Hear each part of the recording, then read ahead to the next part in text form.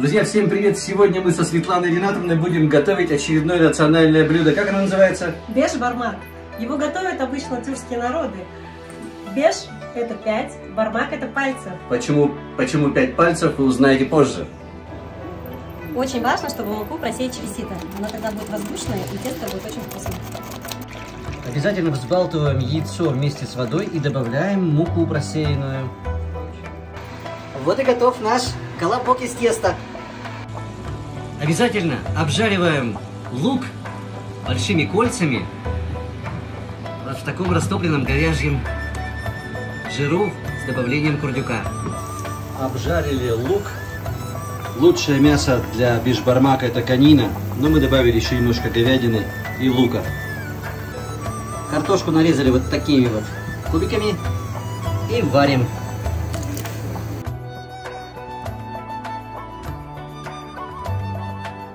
Как учила меня моя бабушка, кладем в ладошку и отрезаем кусок. То есть у нас получается такие вот полоски делаем на расстоянии одной ладони.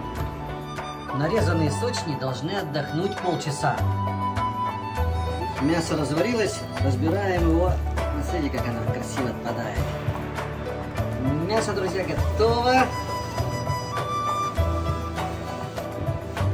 Картошка отварена.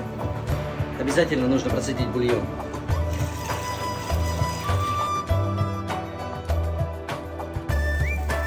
Погнали.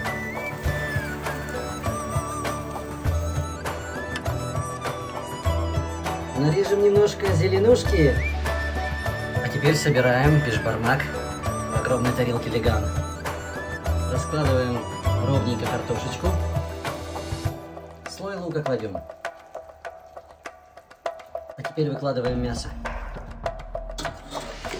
Выкладываем остатки лука. Теперь зелень. Друзья, вот наш биш-бармак готов. Поскольку я хозяин в доме, я первым начинаю пробовать. А теперь секрет, почему именно беш-бармак называется беш-бармак. Смотрите, как мы держим руки.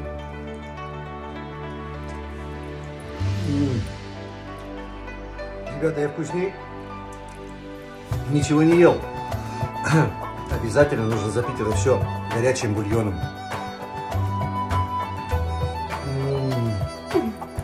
Творите чудеса своими руками.